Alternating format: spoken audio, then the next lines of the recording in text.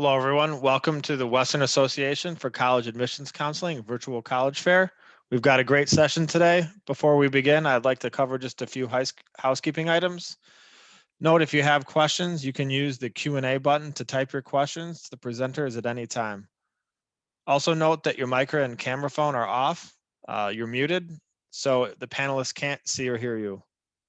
Also note that we have additional sessions available on the StriveScan website. So if you have interest in any other institutions, please go out there and navigate the available sessions and sign up accordingly. Also note that the recording is going to be available after this is over. You can visit strivescan.com/WACAC to find and view the recording. With those items completed, we'll move on to our first presenter from Cabot University. All right, thank you very much. And thanks everybody for joining on a Sunday. My name is Ramsey. I'm an admissions counselor and alumnus of Cabot University, which is an American university in the heart of Rome. I don't have a lot of time, so I will keep it going. But if you guys have questions, about my experience there or anything like that, I'd love to talk about that, when the questions are allowed. But so a few things to know right off the bat. We are a small institution. We're just over 1,000 students, but we do have students from over 70 countries. So very multicultural environment. You're constantly interacting with students from all around the world. But have that small class size. So I can tell you from my experience, you really get to know your professors, especially if you're there for 4 years. You'll definitely repeat some professors, and by the end, you're just kind of being taught by one of your friends. But like I said, it's an American accredited university, so you can definitely get that degree and bring it back to the US or kind of branch out into Europe or wherever else you want. Sometimes after having this international experience, you don't want to just go right back home. But yeah, I will touch on the campuses and the tuition and all of that. And if you're writing notes, I have a QR code at the end for you to scan, so no need to frantically write notes. But at Cabot, we love using Rome as a resource. It's such a good resource to have as a student. So when you're in class and you can actually get out of the class and use, go to the museum or go to the piazza or whatever it is and actually draw it or see it or touch it. That's actually learning through your experiences, and you're not only learning and remembering it for a test, but it actually just sticks with you because you learned it. So I think that's honestly the best way to learn. And having Rome as a resource, you have the small school, but you have the big city resources. But like I said, very multicultural environment. I always say you're not just learning from your professors, but learning from the people around you constantly. So it's important to surround yourself with people from all walks of life. Of course, COVID is a thing, but we're doing a lot better right now. Italy's doing great, and the US is doing great right now, actually. So it's pretty hopeful. Fall 21 is looking pretty great. We've actually been, hybrid in person and online between, this fall and spring. So it hasn't been too bad, and we're actually getting better. So we're doing it in the safest way possible. Masks on campus, socially distant in the housing and in the classrooms and all that. But we have high hopes for the future. So we have 14 majors and 19 minors, and a bunch of student service, support services, I use the Writing Center quite a lot when you're there. In a liberal arts institution, you do end up writing a lot of essays. But yeah, it's definitely useful in times of crises. But so I studied communications and I minored in humanistic studies. Like I said, 14 majors, and we have all of these as minors, and then a few more like philosophy and mathematics and things like that. But if you guys have questions about specific ones, I'd love to talk about. So one thing that's huge at Cabot is our career services. We put a lot into that. We have a whole team, dedicated to getting you an internship and a career afterwards. So we have 3 career fairs every year where we invite some of these companies we have partnerships in and outside of Rome to come to the campus, and you can talk to them, see what they're looking for in an applicant, maybe give them your resume, maybe get an interview. And it's important to put yourself not only in a professional environment, but an internationally professional environment, before you even leave college. Having that experience is, very common these days. So you definitely want to be one of those people. Very, very likely that you do get an internship while you're studying at Cabot. But because we're not a giant school, we put a lot into our, student-led clubs and organizations. We have everything from Theater Society that put on plays twice a year, to our newspaper. They put out an issue every month. Fashion club, photography club. I think that there's something for everyone, and that kind of reflects the life in Rome. There's just so much. If you're into art, culture, history, food, doesn't really matter. Rome has an abundance of it.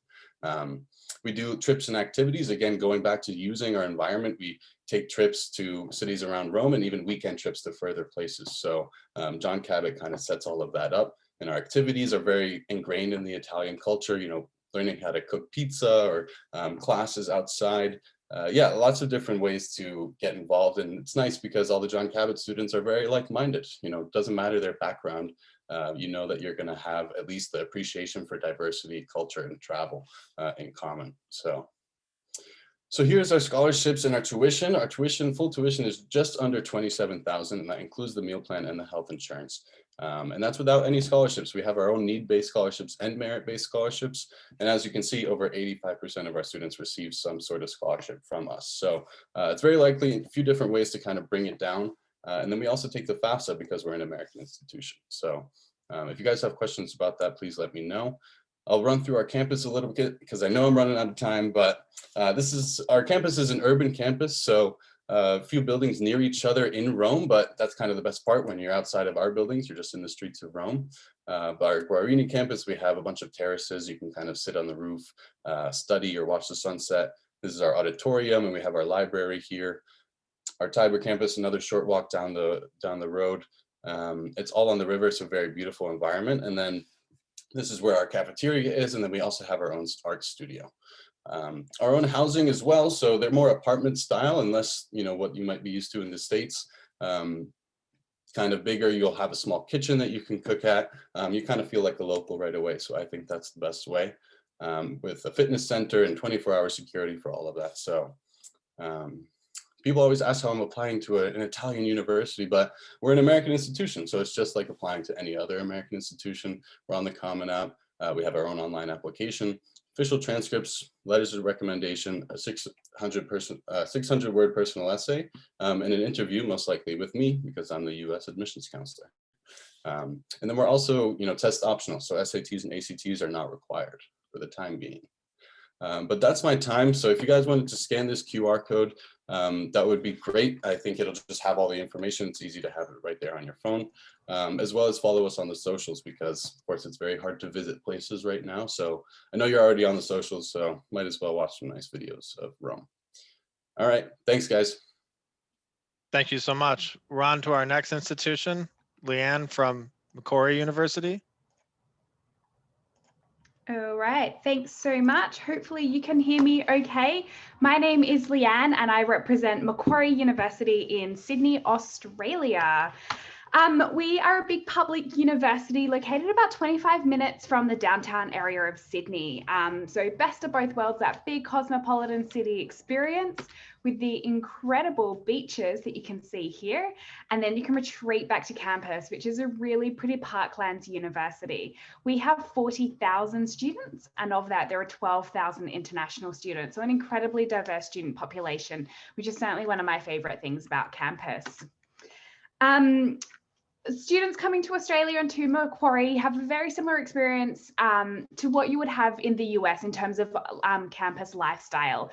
We as Australians certainly want the same experience as US students do anyway. This is our Mac Warrior. We are named after Lachlan Macquarie, who was the 5th Governor of New South Wales, hence why we have a man in a kilt as our mascot. We have huge athletic centres on campus, both indoor and outdoor pool, because our weather does allow it. If it's below 60 degrees in winter, we'll complain it's too cold. If it's above 90 degrees in summer, we'll complain it's too hot. So we do like quite mild, temperate Mediterranean climate, similar to Southern California, if anyone is in the SoCal region. We have over 120 clubs and associations that you can join, and lots of sports. A lot of people do ask if we have rugby. We certainly do. Or you can try Australian sports like cricket or football, or netball, for example, as well. We don't have anything like the NCAA, but we have the Australian University Games, and a lot of students say that is a highlight of their bachelor degrees, competing for the university against the other Australian universities. We joke it's not competitive because we're not very good, hence why we need more American sports students. The university is very comprehensive in terms of our course offering. And as you'll hear from some of the other colleagues today, a lot of degrees outside of the US are actually 3 years in duration because we don't have general education requirements. You can do a double degree though. So for example, a Bachelor of Arts and a Bachelor of Science, which would be 4 years in duration. But for most of our degrees, you can choose the major and minor that you want and create the program that you want to graduate from. Some of our most popular courses are our business and accounting, as well as international business and business administration. We're really strong in media and communications, as well as journalism, and our security and criminology programs are increasingly popular as well. We specialize in software and telecommunications engineering, and fun fact for you, we actually invented Wi-Fi, so you're welcome. We're also really strong in earth and environmental sciences, including marine science. And our flagship program is the Bachelor of Clinical Science and Doctor of Medicine program, which is a 6-year degree straight out of high school. And you can become a doctor at the end of those 6 years, compared to about 10 years here in the States. So you can save a lot of money if you are thinking about going into the medical profession. And as part of our program, you're actually able to do clinical rotations at Washington, St. Louis, and Dartmouth College here in the US. So top 10 US medical schools. So you get that Australian and US experience. And it also has a compulsory 4-month clinical program in India. So you graduate with a global understanding of medicine. We do have on-campus accommodation, and it's not compulsory, it's not guaranteed, but as long as you apply early, you'll have no problem getting a spot on campus. You have your own bedroom as well. Australians think it's funny that Americans share bedroom at college, so that's a fun little adventure you won't have to share with anyone. And you may have your own bathroom, you may share with a couple of other students. It depends which option you do choose. We do have catered dorms because in Australia, meal plans aren't associated with a larger university. It's based on where you stay. A lot of people do think it's crazy expensive to study overseas. It's not always the case. Studying with us, tuition's about $24,000, that's US dollars per year. Cost of attendance is around $15,000, sorry, the living cost. So the total cost of attendance is approximately $40,000. Can be between 35 and 45 depending on what lifestyle you want. You can use US financial aid. There's about 200 schools outside of the US where you can use your FAFSA loans, and Macquarie is one of them. The Pell Grants don't leave the US though, so do keep that in mind. And you can work while studying. A minimum wage in Australia is about $20 an hour, which is super helpful. We do have scholarships and it is merit-based, but you can be looking at about a $10,000 scholarship to study with us. Application process is a little different to studying in the US as well. So you apply online direct to the university. It's free to apply as well, which is really nice. And it's very much an academic-based process. So we don't require essays or recommendation letters. And we normally require the SAT or ACT score or test, but we are actually test optional at the moment due to COVID-19, and I suspect we'll continue doing that. So basically, we are looking at your GPA from your high school to determine whether or not you'll be eligible to study with us. In theory, we should have a 100% acceptance rate because it's very transparent on our website what students need to gain entry. And if you meet that requirement, you generally guaranteed a spot in the program, which is pretty cool. So once you have that offer, you can apply for scholarships, financial aid, accommodation, accept your place in the program, get overseas healthcare insurance, which we will assist you in doing that, and then get your visa, book your flights, and come to Australia. And hopefully COVID is beyond us by that stage because Australia's borders are actually currently closed. And we have, I think, on our 40th day in Sydney without any COVID, which is pretty amazing. So once you do submit that application, you generally get a response within 2 to 3 weeks, but it could also be as little as 72 hours, depending on what program you apply for. And being in the Southern Hemisphere, our dates are a little different. So we commence in the February and the July semester. It's completely up to you which one you want to take, but normally students start with the July straight after they graduate high school. With that, thanks so much. Here are my contact details, and I'm happy to pop it in the chat as well if you have any questions. Thanks so much. Thank you. We're on to our next presenter from Richmond, the American International University in London. Victoria, thank you. Hi, everybody. Thanks for joining us today. Let me get things started here. All right, cool. So like you said, this is Richmond, the American International University in London. It's a little bit of a mouthful. We usually just say Richmond. And my name is Victoria. I'm the Assistant Manager of Operations, as well as an alum from Richmond. So happy to share my experience as well. Any questions that you have about that, happy to talk about it. Main question, why Richmond? And I say, why not Richmond? But first, one of our main points here, Richmond is the only university, we say in the UK, but in the whole world, that awards both a US and a UK degree. What is the point of that? The point is that you could continue your study, postgraduate study, either in the UK, you could come back to the States, and also work-wise as well. You could maybe stay in the UK a little longer or come back to the States. So it kind of gives you a little bit more flexibility. And you could also live and work elsewhere too, because both of those education systems are well-known and appreciated worldwide. Other reasons for why Richmond, we are a small university, small international university, about 1,500 students. So you're going to have those small class sizes. Average class size is about 15 to 20 students. I had classes depending on what the topic was, as small as 5 students, as big as maybe 20, 25. But overall, we don't have teacher assistants, so your professor knows who you are, which is really nice when you're looking for recommendations and maybe just some help, during their office hours. They are available to you. Other reasons, we have our internships, which are super popular, whether you want to do it in the UK, maybe come back to the US, or kind of take it as a study abroad experience and intern elsewhere. We have an office of internships that can help you with that. Of course, we have a diverse student population. I would say the US office is responsible for about 35 to 40% of the population, and then the rest of the students are from the UK and worldwide. We have our merit-based scholarships, which I'll touch on in just a moment. You have your own academic advisor to kind of help you out. Plenty of contact hours because of those small class sizes. Study abroad, which we'll talk about too.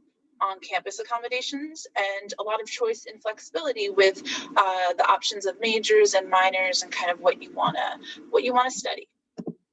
All right, so Richmond tuition is $38,000 a year. All of our applicants are considered for merit-based scholarships, and they're pretty straightforward. It's strictly GPA-based, as you can see here, and they range from $15,200 to $23,000. So just about slices the tuition in half, which a lot of our students appreciate, and it does make a big difference. I think we acknowledge that there is a little extra involved in traveling to London, getting your visa, things like that. So this is our way of also rewarding you for your work, your hard work during high school. And I know it definitely encouraged me to attend as well. So what can you study at Richmond? Of course, our business programs are incredibly important and popular. All the courses kind of have an international kind of spin to them by virtue of our student population, as well as our professors. So you're everything's kind of an international business, international marketing, economics, things like that. So those are the business programs. And then real quick, I'll just go to my old stopping grounds, the communications, art, and social sciences department. And so we have a couple of, a variety of programs. I would say the most popular are the international relations, international history, political science. I majored in communications, and London's a great place to study all of those programs. So why London? Why all these questions? So why London? Again, why not London? It's a social, cultural, and political capital city, and it's frequently voted the #1 international student city. I could definitely vouch for this. London is super student friendly. There's so many opportunities just depending on what you're looking for. I personally was into like the performing arts, so the West End, theater, things like that. But if you're interested in politics, history, the arts, they say if you can't find it in London, you can't find it anywhere. So I like to agree with that statement. And then if you do want a little break from London, students also have the option to study abroad. I always find it funny when I'm talking to like students based in the States about studying abroad, because you're kind of already studying abroad going to Richmond, but then we're kind of study abroad squared if you want to study abroad again while you're there. So typically students do this end of their sophomore, junior year, depending on credits. And there's a number of places you can go back to the States worldwide. Let me go over some of those options. Here we go, where you can go. And so these are just a few of the places you can go and check out if you wanted to come back to the US or if you wanted to just go somewhere totally different. We're definitely in favor of our students, getting that global experience. So what else? Student life. Here's a list of some of our clubs and societies.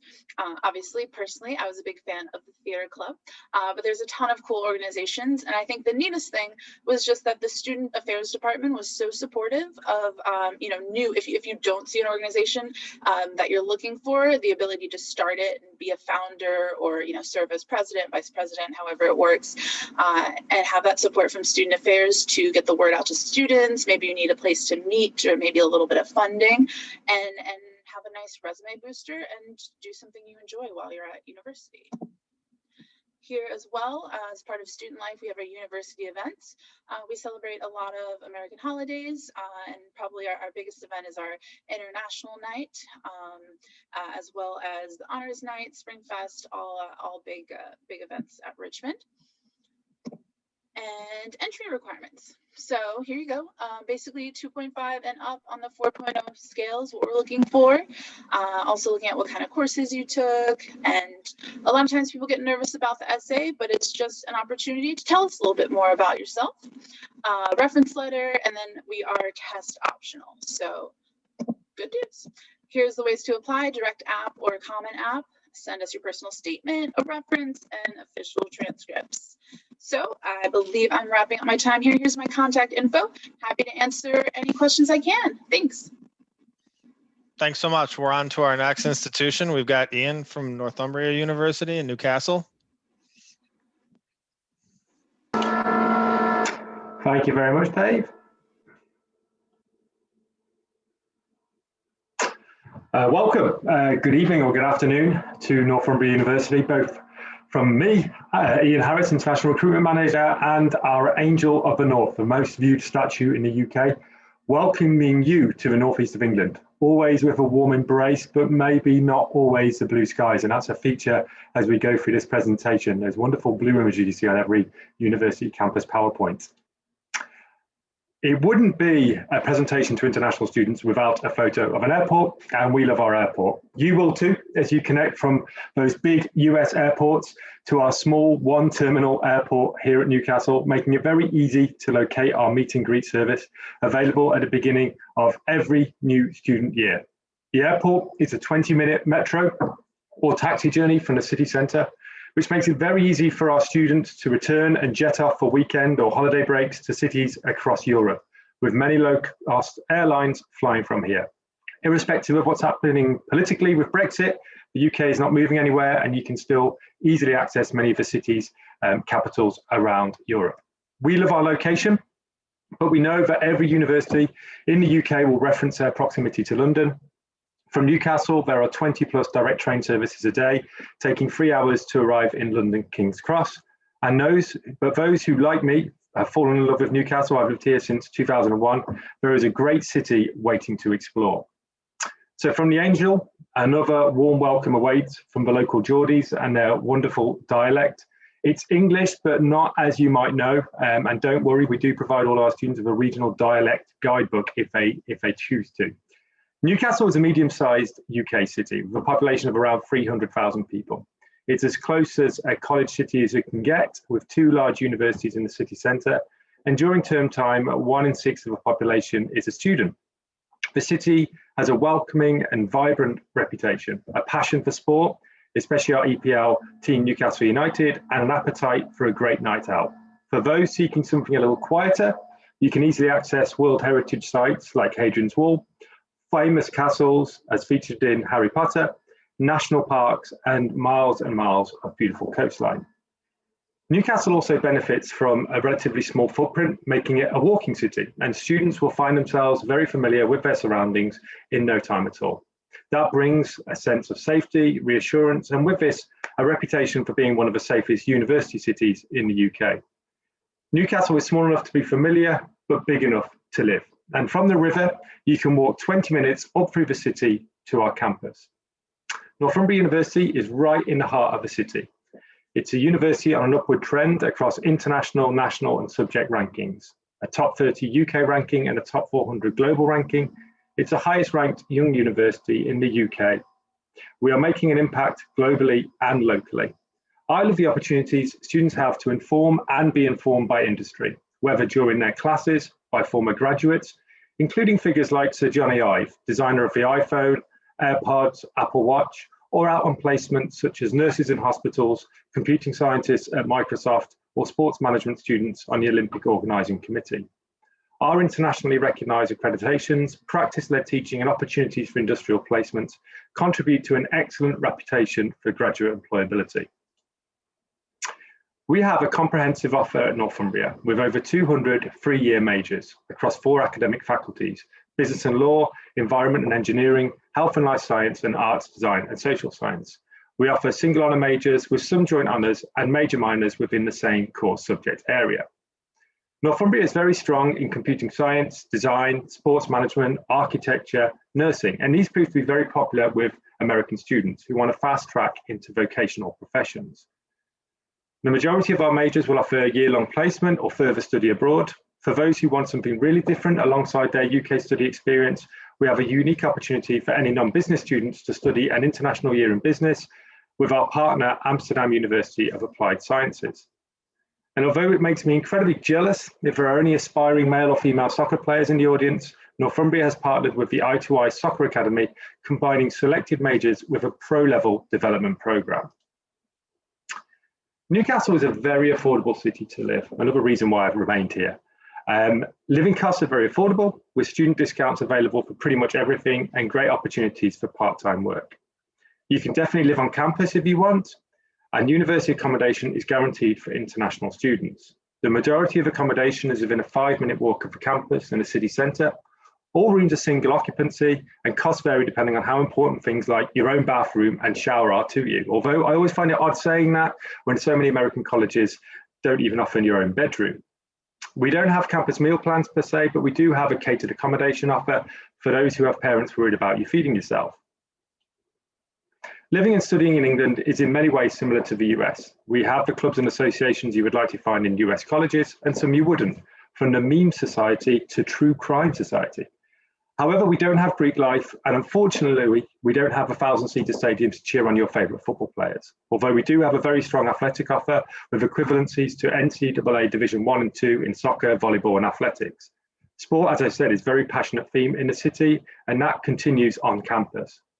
We also have, like many UK universities, excellent provisions to support students with their health, finances, academics, or general well-being.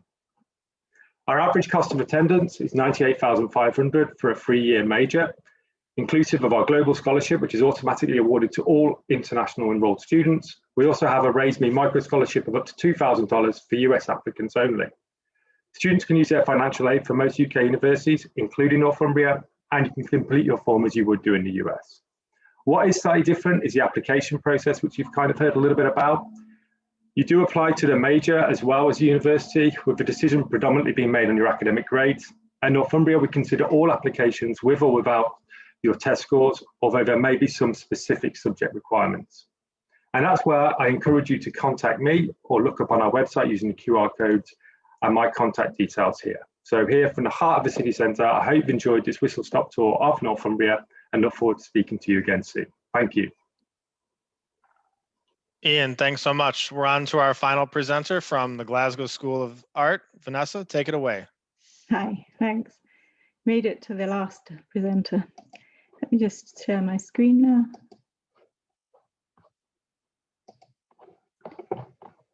And we will get started.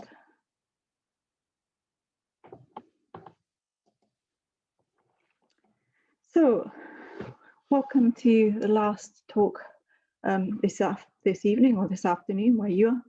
And I'm going to talk to you a little bit about Glasgow School of Art. So we are a small specialist institution. We're not a large comprehensive university. We offer programs in visual arts and architecture. For art school, we're fairly large. We have 2,500 students, and we're around about 170 years old now. So Glasgow is Scotland's largest city. It has about 650,000 inhabitants in the city administrative area and around another 650,000 in the suburbs around the city. So that's around about a third of the population of Scotland that lives in and around Glasgow. Glasgow is well known for being a very friendly city. It was recently voted again Rough Guide's friendliest city in the world this year. And you'll find that when you're walking around the city centre, people will come up to you, ask you if you need any help, especially if you're looking a little bit lost, and they'll genuinely be interested in helping you. Glasgow grew quite substantially in the 19th century. A lot of money got spent on the architecture, as you can maybe see in this picture here.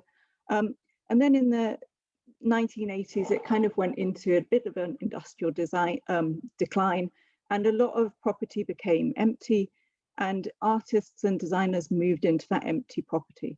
That became known as what's called the Glasgow Miracle, which is the transformation of the city into what is now one of the contemporary art centres in Western Europe.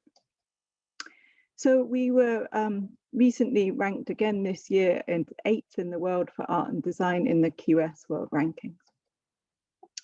So as I said, we offer programs in architecture, fine art design, innovation, simulation and visualization, and we'll go through some of them. There are lots of places where you can study design in Scotland. Pretty much every university in Scotland will offer some design programs, but if you're looking for fine art programs, they are only offered in art schools. So we offer a professional program in architecture, which is professionally accredited in the UK. And all of these programs that you see here, the rest of them, in the US, they would generally be known as BFA programs, which signifies that they're studio-based programs. So within our programs of study, most students will get their own studio space throughout the program, which they can use to study in. We do ask students to apply directly to a specialism on entry, which is a little bit unusual for most art schools. We don't require a foundation program like in England. You would normally do a foundation before you went into a specialist degree program. So we do offer students who don't know what they want to study the alternative first year program, which is our international foundation program. We also offer portfolio preparation programs for students who are looking to come into art school and have not got a portfolio together. We're offering those online this year for the first time, and that's actually been very successful. So it's probably something that will continue after we get back on campus full time. So studying at art school is a little bit different than studying in university, because the emphasis of the learning is very much on learning through making. So it's a very hands-on approach. Students would spend normally around about 4 days a week in the studio using materials. It's a project-based curriculum, so you get given a problem to solve and you have to kind of work through that on your own. There's quite a lot of interaction with staff. You have access to workshops, etc., for making things. And it's very much about you experimenting, challenging yourself, coming up with your own personal individual solution to the problems that you're given. We're quite an international art school. About 30% of our students are from out with the UK, and around about 20% of our students choose to spend a semester abroad in their third year of study as well. So that's quite a high percentage for UK institutions in terms of students being mobile. You also get the benefit, if you're not mobile in that year, that you get students coming from partner institutions to study alongside you in your studio. So we have workshops for all of the type specialisms that we offer. So students on, for example, a printmaking program would have preferential access into the printmaking workshops, but all students can choose to use one of those workshops if they want to, and they make an election towards that. Again, we have halls of residence, similar to Northumbria's, where you have your own single study bedroom. We have the options of ensuite or shared bathrooms as well. And at the end of a degree in art school, there's usually a degree show, which is open to the public. It's an opportunity for you to show your work to potential employers or people who might want to buy your artwork. And this year you have the opportunity to view that online, so you don't actually have to travel to Glasgow to see it. Not sure why I've gone back, sorry, made a mistake. Like Northumbria, the application is through the UK Centralised Admissions Service, which is UCAS. You make your application on that website, and then after you submit that, we will send you a link to ask you to upload your portfolio directly to us. And because we are an art school, the portfolio is probably the most important part of the application.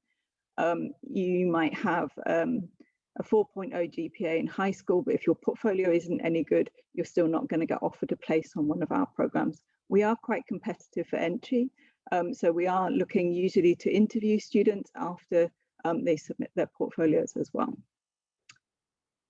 And if you would like to find further information, you can go onto our website, register an interest. We have an open day, not this coming week, but the week after, so you can also get more information in detail from academics on the programs, and you can follow us on Instagram and Twitter, etc., or just get in contact with us. So thank you for listening, and let's see if we've got any questions. Okay. Thank you. In the time we have remaining, I'm going to share my screen again, and we'll do a quick round robin here. We've got some questions that we'll ask each of our presenters to answer for you. The first question we have is, what advice would you give someone going through the college search process? Ramsey, could you start us off? I'm sure they've heard tons of tips by now, but I always say just make sure you like the surrounding area. You know, if you live in a big city and you're looking at a place that's in the middle of nowhere, you might not like it so much because there's just the college and not much around it, and also vice versa. So make sure you do research not only on the school, but the surrounding areas, what there is to do, if there's, you know, if you can travel outside, things like that. Thank you. Next up, Leanne, what advice would you give? I'd say look far and away and abroad. There's no greater time to explore the world than when you're at college. So try and look at all these universities and any others that you come across as well. There's no such thing as too far away, especially with the virtual world that we live in. You can still Zoom and FaceTime your family all the time. So make sure you look at all the opportunities overseas, and even if you can't do it for your full program, make sure you study abroad for at least a semester or a year. You will not regret it. Yeah, I think we are all in favor. You should leave the US right now. But what would I say? I think, you know, what do you want to get out of your university experience? What's the most important thing for you?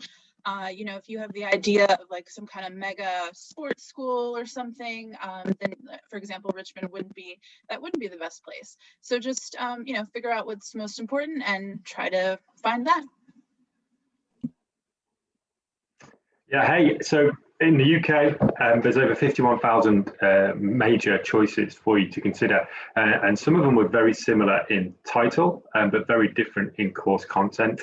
So use the website, and I know you're going to hear this a lot, but you can actually access all the classes, including content to each of the classes that you would be taking within that major, how they are assessed, all of that kind of information, which can distinguish between similar majors in title, but very different in terms of the type of study and the experience that you would get.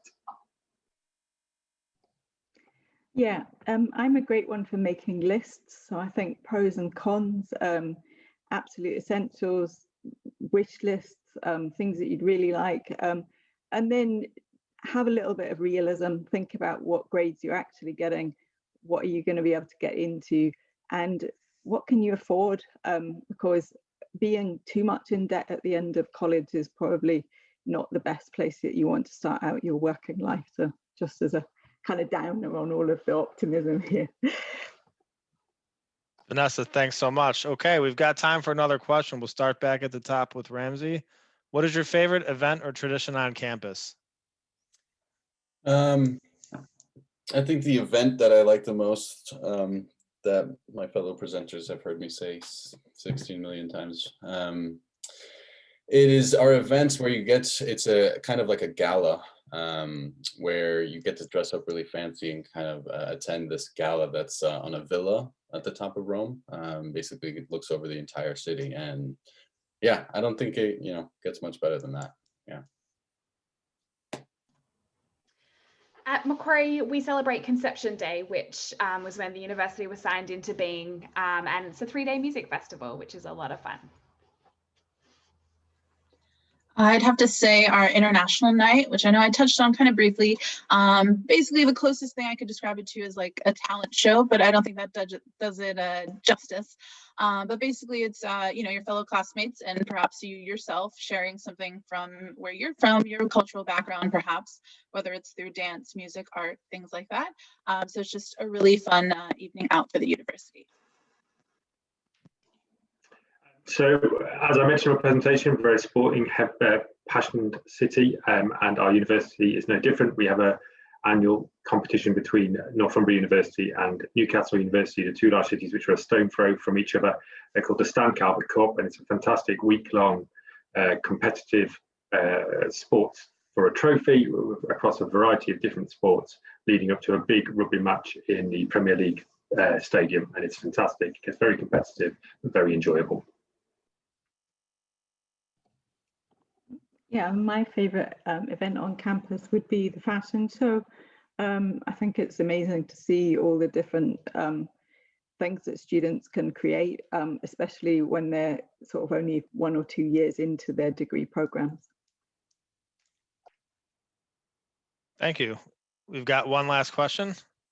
Give an interesting fun fact about your school. Ramsey, what you got for us? Well, John Cabot was an explorer, I believe, from England, and that kind of represents, the type of student that we look for to attend John Cabot is someone with those attributes. So I think that's kind of cool. Macquarie academics invented Wi-Fi. What more could you want? I'd have to say our main building, our original building on Richmond Hill, it was previously a seminary, which doesn't sound very exciting, but it does make it a very interesting building. It's not your classic kind of concrete, boring kind of slab dorms or things like that. You sort of feel like you're, in a castle, and that's what I was looking for in my university experience. Well, even though I had a whole slide dedicated to an airport, it's not that. It would be our campus cat, who lives on campus, is fed by the students. We don't have no fixed abode, but has a great time living off the students.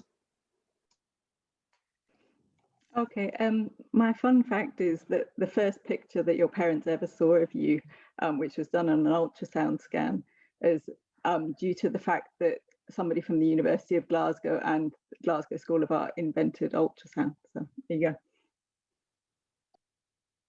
That's fantastic. Well, we thank all of you for your contributions today to the session. Thanks again for joining us. Please note, we do have a quick survey up for everyone to take. So it's 4 questions. Take at your leisure. Also sign up for any more sessions that you have interested. And lastly, take a look at strivescan.com/WACAC for the recording of today's presentation. Hoping everybody has a great rest of your day. See you later.